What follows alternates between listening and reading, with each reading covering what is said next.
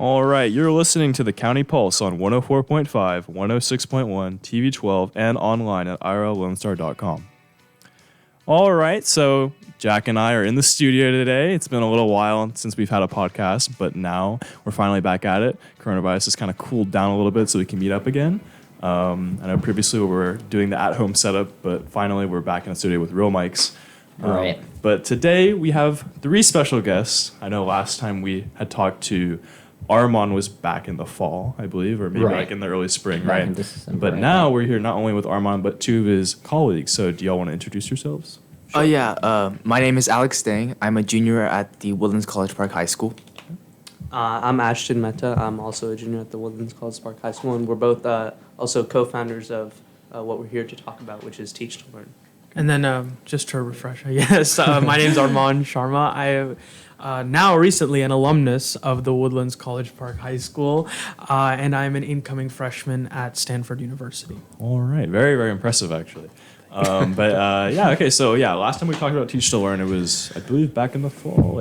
November, December, somewhere around there. Yeah, like basically close to the winter, right? Mm-hmm. So a lot of stuff has developed since then, including coronavirus. So today we want to not only recap on what has been, accomplished this year, but we want to know what is your plans are moving forward. But did you want to talk about, what Teach to Learn is, just in case some people don't know? Yeah, do you want to go? Or I can. You go. Okay.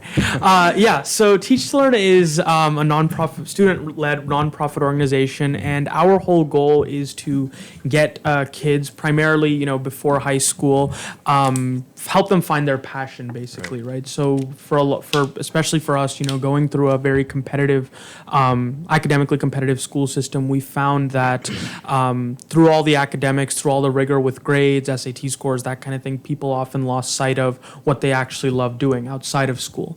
So our goal is to get kids involved in extracurriculars and not just teach, a variety of extracurriculars, but help them find something that really resonates with them, something that clicks with them, something that they actually love doing. And by doing so, we hope to, not necessarily, develop their careers, from age, 13 or 14, but at least help them find a way to explore, academics and the world in a medium that makes the most sense to them.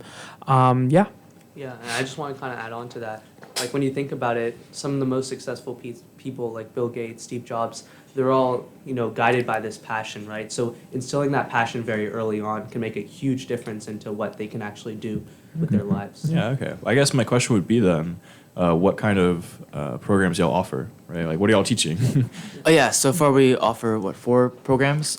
Computer science. We directly will teach around 4, then we have maybe 1 or 2 offshoots that are taught by people who are more skilled at those things than we are.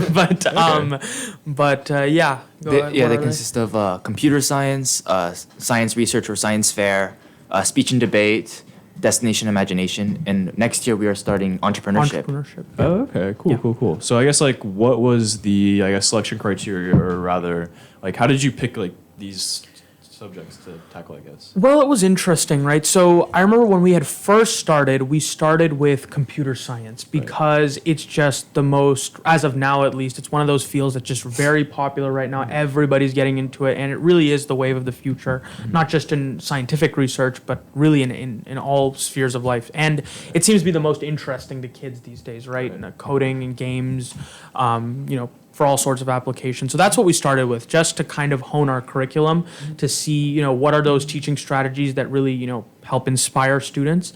But after CS, which is something that we all have experience with, particularly these guys, then we started branching into other things, right? Because the goal is not just to teach CS, but it's to help kids explore a very versatile base of extracurriculars. Then we basically just went in order of things that we knew how to do, right? So first we had CS, obviously, but then we are also, because we're, Academy of Science Technology members, we were, very into science fair. So we started with science fair.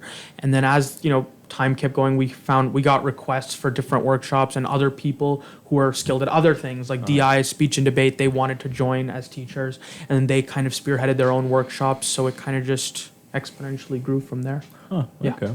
Interesting. I mean, I know that if I was in junior high, I definitely want to have these opportunities. But I guess I'm kind of curious how popular it is at the junior high level. is this like 100 people thing, a 10 people thing? Like, Yeah, actually, it varies a lot from junior high to junior high. So Okay. we personally found the most success at McCullough Junior High School. Mhm. But I think in order of the workshop, science fair, and science research is probably number one, and that's probably Right. because that's kind of connected with the actual curriculum in the science departments of those particular schools. Right. So not only are people already being kind of forced to do it, right? It's the teachers have much more passion in getting these kids to go to these workshops. And actually, once they go to these workshops, a lot of them find like, hey, like this is actually pretty Oh, right. interesting, and they Okay. we help them find like what exactly you are interested in. They actually end up doing really really cool projects and stuff that I would never expect. 7th and 8th Yeah, graders. and the interesting thing about science fair actually, because science fair it's independent research in just about any scientific discipline, right? So Right. I think also the reason it's most popular is because it's also a place where kids can explore what scientific discipline that they most resonate with, right? And you have the most freedom really of any of the other competitions because it's literally just create your own project.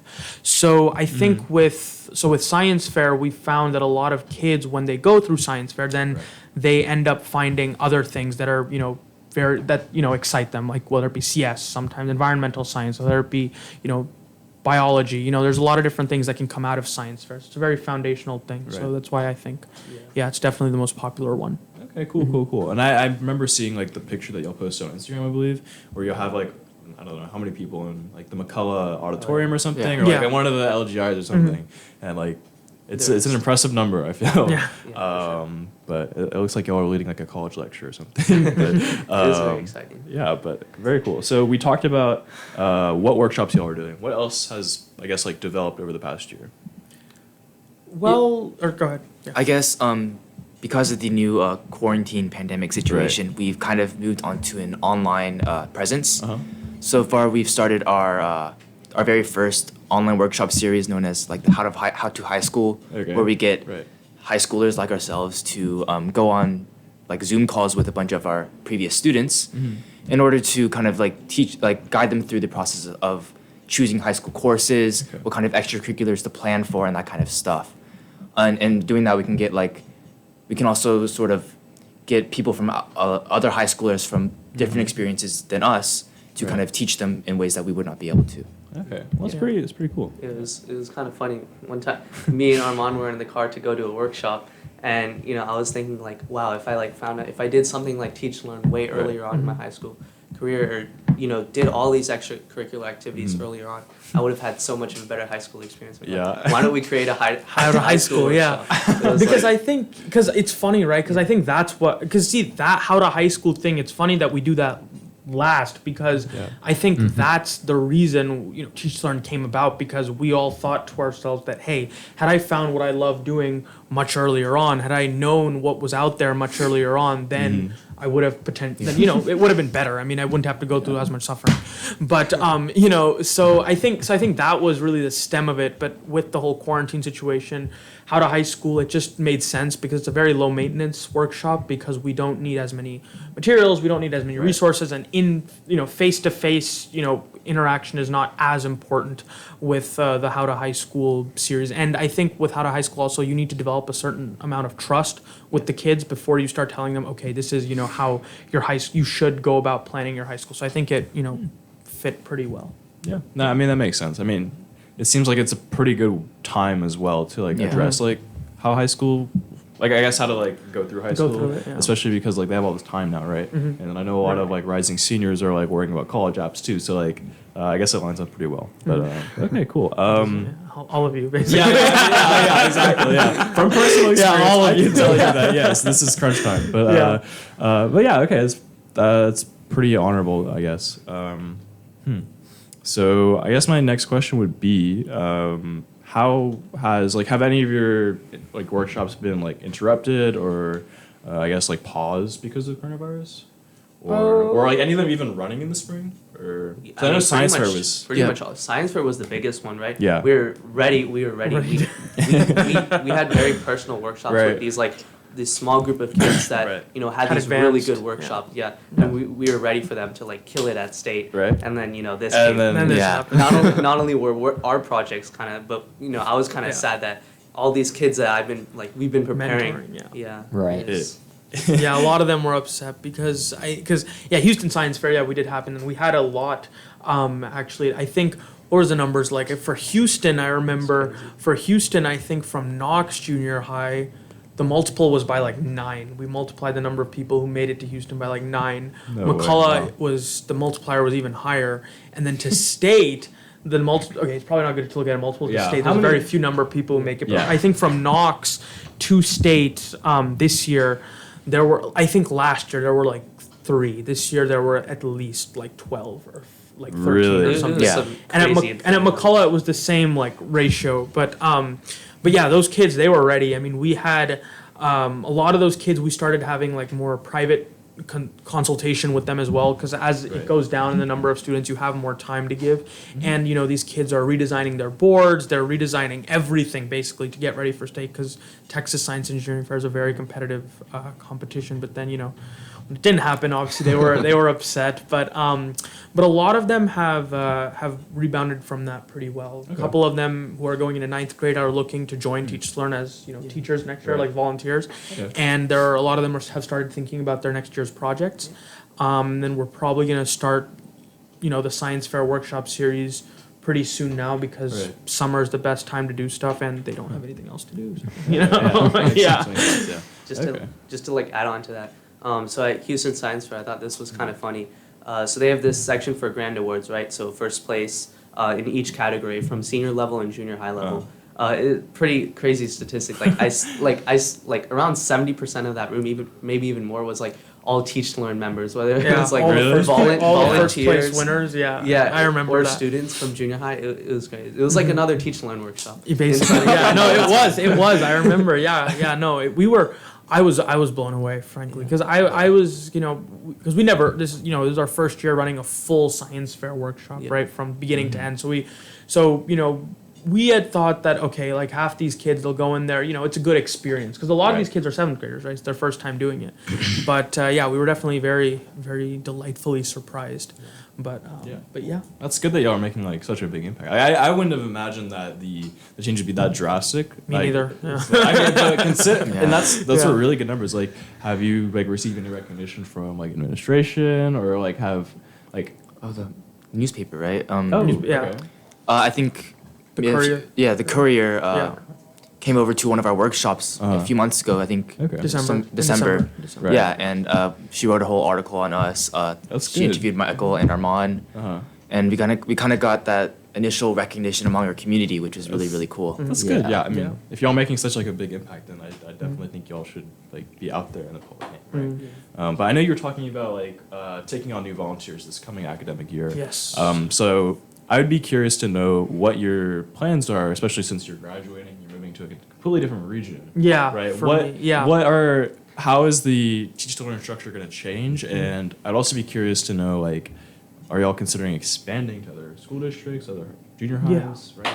So this year, right? I Right. guess this year and part of last year. So because Michael and I were here, we were basically, I guess, because when I first came with the idea, I was kind of, spearheading everything. Right. But now, especially having, worked with them, they've, been working alongside us the whole time. So next year when I'm not here, they will, Ashton and Alex are basically going to be like the president, VP of Right. Teach to Learn in this area, right? Mhm. They're going to run all the day-to-day stuff here. And in terms of more people, because we have a lot more interest now, we realized the need to, take on a lot more volunteers, because I mean, yeah, sometimes last year it was like we were in there 5 days a week, just 4 of us, Right. and that was hard to do. But yeah, no, so we're interviewing, we just completed our interview process actually with about Right. 25 kids who are interested in just management positions, then even more Really? who are Wow. interested in volunteer positions. But now, yeah, so now our goal is to kind of split them up into, into interest groups basically of what they, feel comfortable or passionate or are passionate about teaching. Right. And they will basically, now it's time to basically have them create their own teams and then start developing, new and improved curricula, and then figuring out like how to teach, practicing teaching on a lot of kids that are looking for workshops this summer, just to get them ready for next year. And in terms of me, as I go to college or whatever, I would probably maintain like more of an advisory position, whereas they would definitely have the final say, given that they're on the ground. Right. But with being there and that kind of thing, I think the opportunity to expand to other places, not just in Texas but elsewhere, is also a very real thing. Okay. But yeah, Okay, interesting. Well, Also, we'll have a lot more Okay. people next year, so Yeah. hopefully we can. we have the bandwidth, Yeah. to expand to other areas and that kind of thing. Yeah. I mean, at the end of the day, this is all like driven by this one like initiative, right? This one Right. idea that like we want to spread, like instill passion to young students. So Yeah. that can kind of go anywhere in the U.S. So Yeah. I mean- that's kind of like our goal. But Yeah. of course, keeping I- it strong. Yeah. Yeah, I mean, it seems like you have like a pretty easily like scalable model, right? But I don't know. Is there like any, I guess, has anyone suggested any workshops for this new academic year? Do you know of any? Yeah, we sent out a Google form asking about recommendations or ideas, and we Right. got quite a few. So some were some variations on entrepreneurship. Right. Another one was math, Like math UIL, like number competitive. sense, Yeah. that kind of stuff. Okay. Yeah, there was one about, I think I saw Science Bowl, which I thought was really interesting. Yeah. There's So, yeah. design one. Yeah, Because design. we can't neglect that a lot of passions are going to lie in like liberal arts and all that stuff. So there's one who was trying to teach like design art. Yeah. artist. Yeah, and I think, and see, that's the cool thing about the way we do our curricula for just about anything. It's not a closed thing, right? So it's Right. not like, for example, right, if I take computer science, it's not a closed loop where it's just like, we will teach you like an introduction to Python or introduction to Java or something, and it'll just be like a very sequential, all we're going to do is we're going to sit down, you're going to learn that curriculum, because you can Right. find that anywhere, right? But it's more about, we are not the best, we're not the, top people in whatever we're teaching, right? I mean, but our whole goal is to expose kids to like Right. the huge number of possibilities there are with each field, and then when they approach us and say, hey, I'm interested in going to this specific avenue, then that's where individual mentorship comes in, or we help them find someone who'd be good in that field. But yeah. Okay. Well, I think it'd be interesting seeing like all the different possibilities. And you were even talking about design. Like that's completely separate from what Yeah. y'all been doing before. So I think it'd be interesting to see that kind of, I guess, be fleshed out. Yeah. So I guess I'm a little bit curious as well. We talked about like what your plans were before like coronavirus struck, and like what y'all are planning to do next year. But I'd be curious to know like if anything has changed in response to the coronavirus. Like I know y'all are talking about having like the high school series being online, but are there any plans for like, for instance, if school doesn't go back in the fall, what's going to happen? So we actually kind of address this, and the way we're planning to do it is that we're planning to build a lot of these workshops over the summer. Sometimes we're going to do a lot of these workshops online over the summer. Right. But when we're building these workshops, of course we want it to happen so we can go to these schools and Right. do it live, right? But we're going to build them in such a way that they can be easily transferred to like an online setting. So it's kind of can be moved easily, right? Right. So Right. just in case.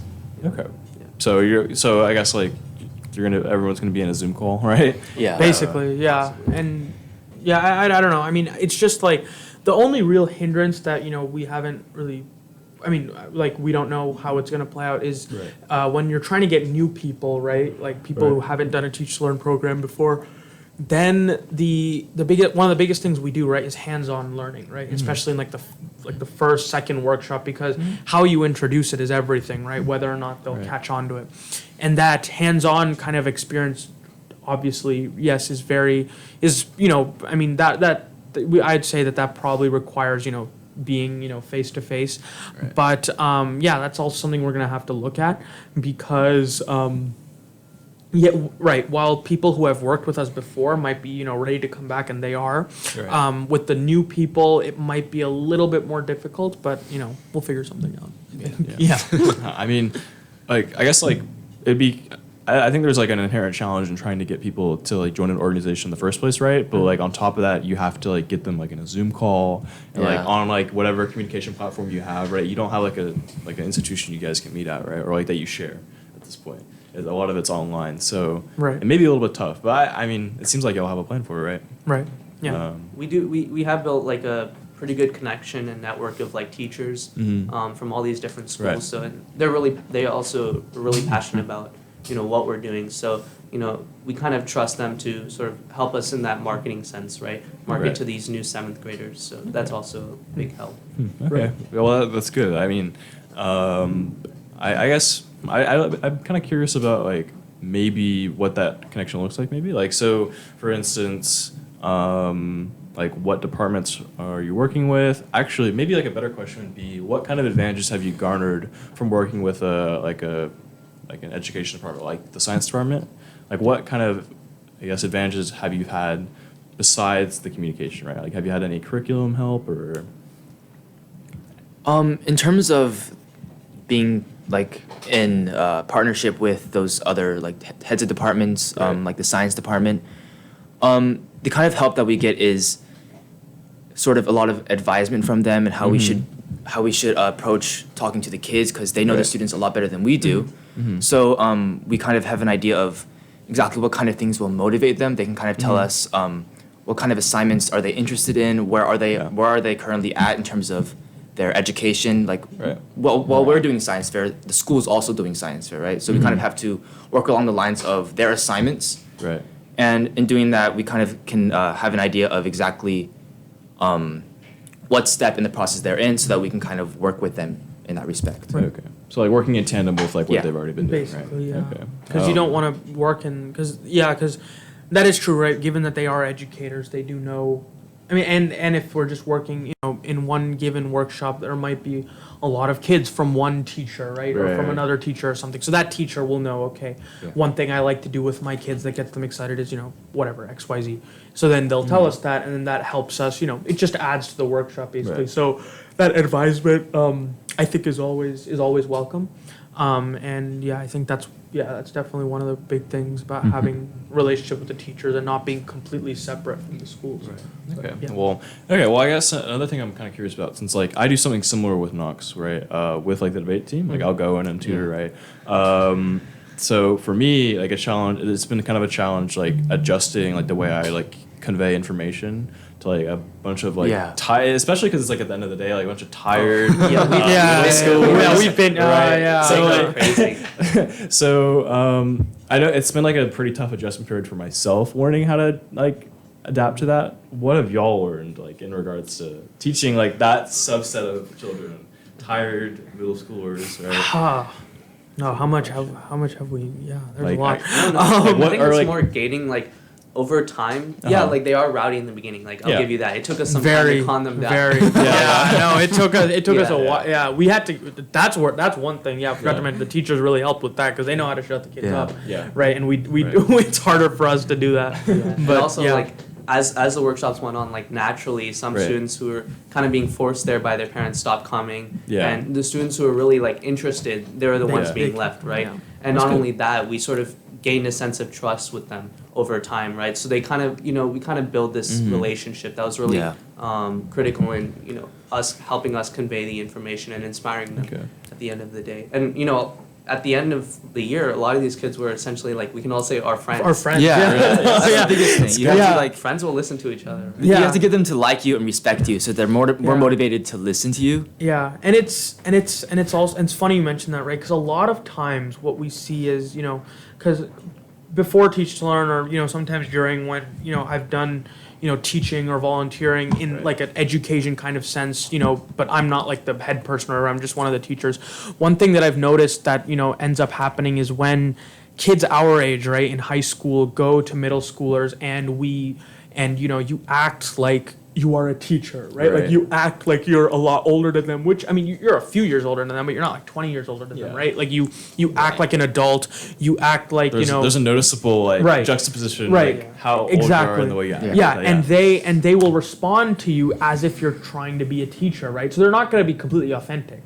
Right. I mean, like it's not like they're gonna have a very like official kind of conversation. I mean, think about it. How much does a middle schooler communicate to his or her teacher, right? I mean, very rarely do they communicate everything that they're thinking, right? So I think the goal is to find the perfect balance of, like you're cool with them, like you're their friend, but also that you're older than them, so you know more about whatever it is you're teaching, so they should listen to you. And I think with time, when you find that balance, then not only do you have that, but you also have friendships and that kind of thing. That makes And sense. a really interesting thing is that we're looking to inspire them, right?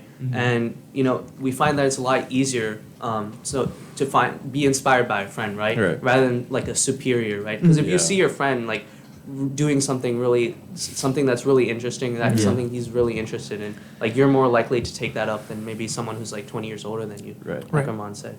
Like after a while, I found myself like checking up on them, like through my own separate messaging and just kind of checking how they were, where they were in like maybe their projects, but just also in their daily life to see what's going on, because checkups. I enjoy their company, they enjoy my company, so we just have that kind of relationship. That's a good connection to create. I definitely agree. I know Arman was talking about like the teacher dynamic. I mean, I'd imagine that it's much different because I know like especially in America, like the student to teacher ratio is so like high, I guess, right?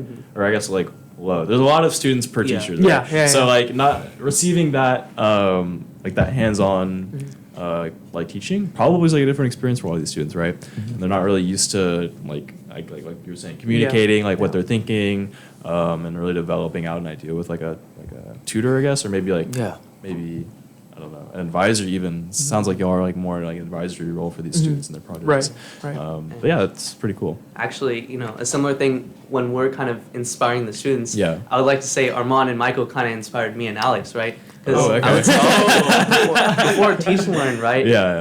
I didn't really know what I was doing. I didn't really have an interest or something I would be really dedicated to. But through this experience, I feel like not only like looking up to them, seeing like how passionate they were about their respective ideas. We kind of gained that sense of like passion and inspiration. So it's been really critical in my career. And I think that's the good, because see, this is the first year now, this coming year, where we're taking on new people, right? Like from people who didn't start it, basically.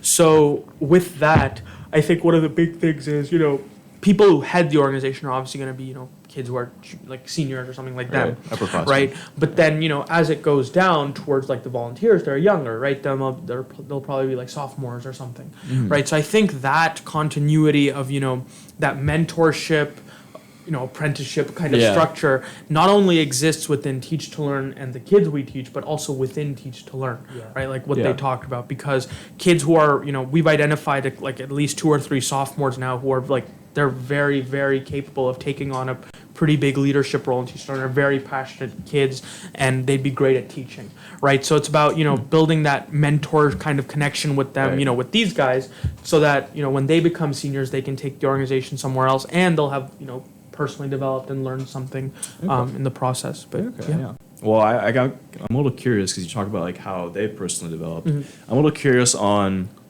not only like what specific like standalone skills y'all have learned from being teachers at like a junior high level, after school, right? all the pros and cons that come with that, right? Or I guess with that experience. What have you learned that's like a standalone skill, and has this changed like where you see yourself in the future? Like, do you see yourself in like a leadership role or an advisory role, right? Like, has that changed how you feel about that, or is it pretty much the same? I've definitely changed with Teach to Learn. When I first started, I remember my very first workshop trying to get up in front of the class. I was talking extremely fast. And because I didn't really know how to interact with the kids. And like the very first ones were really hard. Like it just kind of really discouraged me. But after a while, when you get to start to know the kids, you feel more comfortable with them. You begin to take on a more of a leadership role yourself. You feel more capable, right? Right. And then through that, you kind of gain more confidence in yourself. And then after a while, it just became part of my life. Like I go to workshops now. I teach kids. It's just a daily thing that kind of happens with me. And because of that, I feel like I have a lot more confidence in myself in the future, maybe to start my own kind of organization in the as an adult, as my career, and become more of an entrepreneur and that kind of stuff. which I definitely, before Teach to Learn, I did not think I would be capable of. Okay. It really helped me grow. Yeah. I mean, yeah, I think so. Yeah, he touched on the communication thing, right? Obviously, yeah. Yeah. For me, I remember, for me communicating, and I think one of the reasons actually I started it, also was that I really like talking, and I like teaching, right? Right. And mentoring small groups and that kind of thing. So it was fun for me, right? So that's what I want to do. So I think it gave me a very routine way of expressing that part of me because like I did debate in junior high, right? But come high school, just because of how time worked and because I didn't have everything figured out, my first 2 years, I wasn't able to continue as strongly as I wanted to, and this definitely helped me touch back on that, on the whole idea of communicating something and that kind of thing. Yeah. But also I think the biggest thing, the whole thing about entrepreneurial risk, right? That is one of the biggest things I think that I learned because I remember when I started, it was just like I had no idea what to do. I mean, people, I think it's a very easy thing to say, oh, just get in contact with the school and, you take an hour after school and you could teach some kids, right? What's the big deal in that? Like every little thing in the beginning, just planning, logistics, getting people there, managing curriculum, like just running all that stuff was a huge learning experience. I don't think it was like on the job training kind of thing. I don't think you could learn that by just reading about entrepreneurship. Right. You'd have to actually sit there and do it. And the simplest things, to whether it's, writing emails to someone or whether it's getting a flyer out there or whether it's creating an advertisement or just creating one more, slide for a workshop curriculum, like every little thing, you learn a lot about how to invent something yourself, right? From nothing. And I think that lesson, was the most important one. And I think that's something for all of us that will serve us well in the future. Yeah, just like, touching back on this like entrepreneurship thing, starting your own thing. For the first year, Teach Learn was nothing, right? That took us an entire year to get started. It was a sad like thing, like, oh yeah, we were part of, but everybody's like, yeah, that's nothing, right? Okay, but come a year, right? We learned to get over that. We learned to, okay, we actually got to start grinding. We actually started making these connections, and look where it is today. So yeah. Well, I mean, it's impressive to start like such a, and then also like to note how large your institution, I guess like your organization is now, right? You're teaching, like, I don't even know how large the McCullough crowd was. It looks like a lot. Like, I keep bringing that one up because it's very impressive just the numbers that you're teaching, right? It's not just a classroom, like it's a whole audience almost, right? So it is very impressive that you have like, I guess, like built this organization from the ground up that is like basically like a standalone institution, right? Like you don't, like no one is really like advising you like on where to move forward, right? It's all you. It's a student-run organization. I think there's an inherent like impressiveness with that, right? And like as you move forward too, and if you like end up like franchising it or whatever, or like licensing it to other schools or like introducing it to other regions, right? I think, I mean, I'd imagine that you've gotten a lot of the work done like now, right? You've already built up the brand, you have an idea of what the model looks like for what it looks like on the ground, and you have experience with like starting that up. So like I'd imagine that moving forward now is just a matter of time before you really develop it out. So it's, and I remember back in December when we had you on, now it looks even more appealing to like roll out in like a mass sort of like, because it's more in one package. And it's more like packaged now, right? Like it's very clear what we're doing, because I think in any startup, right? I mean, when you begin, like what exactly you're trying to do is pretty unclear. I mean, the first time you have an opportunity, right, for in our case, go to a school, right? Like you walk in there, you're like, okay, I have an idea, but like I know for us, like we had a very detailed plan, for the first workshop. I mean, we probably used about 10% of it. I mean, it just like took us half an hour just to get the kids, settled down out of 1 hour. Right. So, like nothing ever goes to plan in accordance to that. But I think now we've crossed that hump of like not knowing exactly what we're doing, right? But like now it's a little bit more packaged to where it could be given to other people to teach. And I think that's why, bringing more people on. But, I think the one thing I think to learn from this, and you had asked this before, but it's like, and this is more general, right? In terms of anything, one of the biggest problems, that I also, I mean, this is also something Teach to Learn touches on, right? When you don't, when you do things for, how do I say this? Just for, I think you guys know what I'm talking about. When you do things just for your resume, right? Or you do them just for, some kind of clout that you get from your peers or whatever, right? When you do it for that purpose, then it might end up being more predictable. It might end up being something that, you might be okay with. Right. But do you actually like it? You're not asking yourself that question. You would not ask yourself that question, because if you did, you'd stop doing it, right? And something within you is not letting you stop. And I think that's where we were in that first year of Teach to Learn, where just nothing was getting done, because we were like, A, we don't have that much time left till college apps, and B, we don't have, we have science fair going on, we have this, we have that, like, it's just, you can't do it. There's 100 reasons not to, right? But then it's just like, hey, we like teaching. Why not just try it, right? Just for 1 hour a week, just try to do something that you actually like doing, instead of something that'll, just give you more credit on your applications or whatever. I think that then blossomed into something that, it became a very routine part of what we do. But realizing that, like, this is something I enjoy, right? Yeah, this is something I'm like driven to do. Like, let's make it like work. Like, let's boil the machine, basically. Exactly. Right? Yeah. Okay. Well, that's good to hear. I mean, I'd hope that everybody is like really driven to get it done. That's really cool. So I know we talked about, I guess, like what you're planning to do in the future, but like I had like a specific question on like what is coming in the next like 3 months, right? Yeah. What are y'all? What are your ambitions for this summer, basically?